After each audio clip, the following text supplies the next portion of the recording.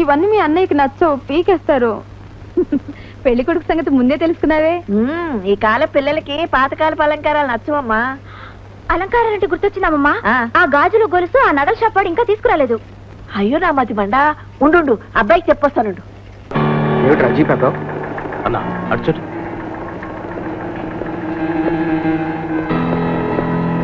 మీరు దిగండి అన్న, వాడి సంగతి నేను తేల్చేస్తాను.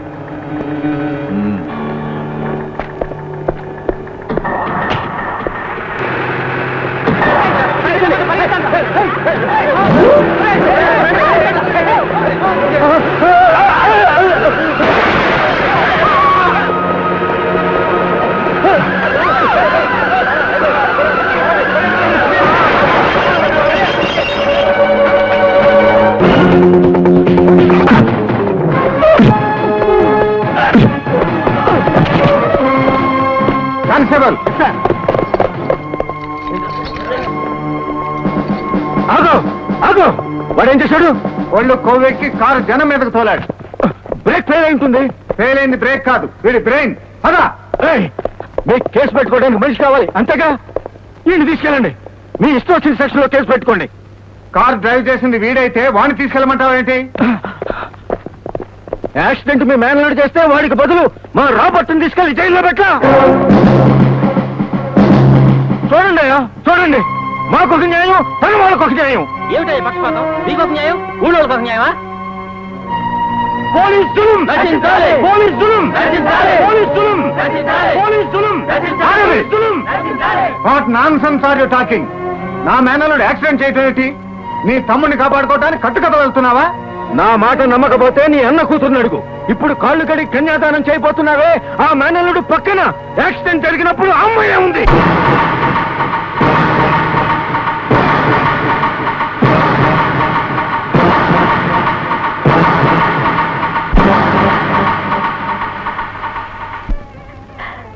దీర్ఘ సుమంగళివై వర్ధిల్లు తల్లి. వదినా, ఏంట్రాదా బాబాయ్ ఇంకా రాలేదా?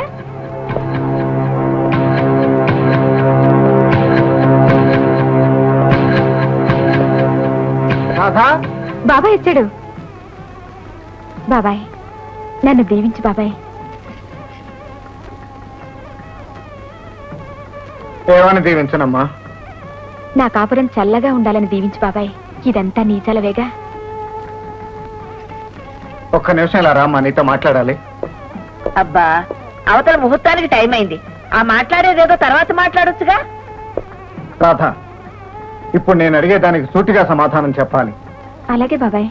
యాక్సిడెంట్ రోజు మామయ్య వాళ్ళ వ్యాన్ డ్రైవ్ చేసింది ఎవరమ్మా? భయపడద్దు, నిజం చెప్పు.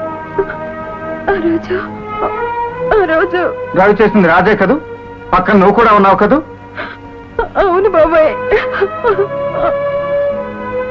ఈ విషయం ఇన్నాళ్ళు ఎందుకు దాచావమ్మా? ఎవరైనా చెప్పొద్దన్నారా? చెప్తే బావ పెళ్లి చేసుకోనన్నాడు. ఆ తండ్రి కొడుకులు ఇద్దరు పెళ్లికి ఎందుకింత తొందరపడ్డారో ఇప్పుడు అర్థమైంది. బాబాయ్, బాబు తలుపుతీయండి. బాబు ఏం చేసుకుంటున్నావురా?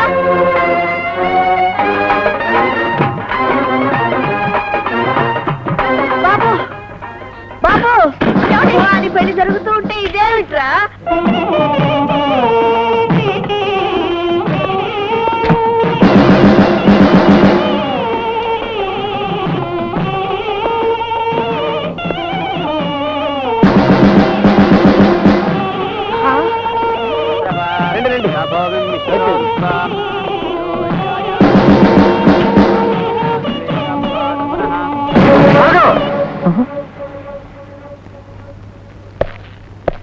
ప్రకాష్ సార్.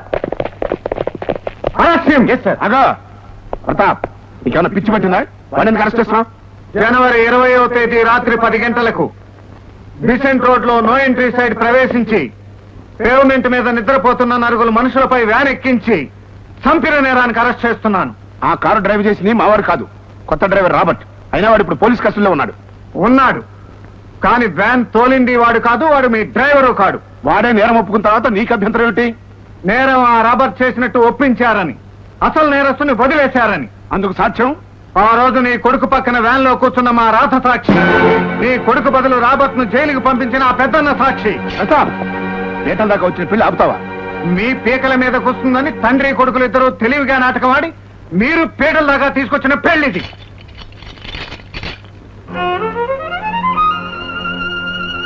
ప్రతాప్, ప్రతాప్, నువ్వు చాలా దూరం వెళ్తున్నావు.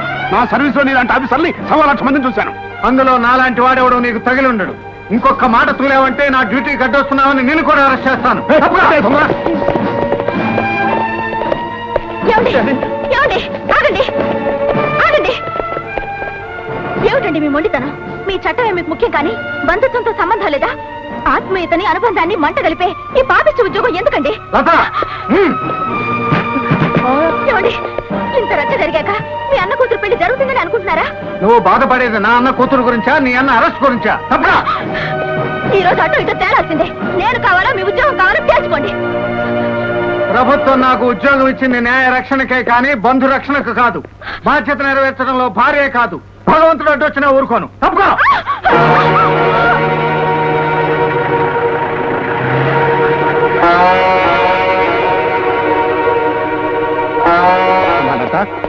మళ్ళీ అధికారం చేతిలో ఉంది కదా అని వాడి ఇష్టం ప్రవర్తిస్తాడా? నువ్వేం బాధపడకమ్మా. వాడి కాకి గుడ్డల అహంకారాన్ని నా నల్లకోటుతో వదిలిస్తా. పదమ్మా, మన ఇంటికి వెళ్దాం.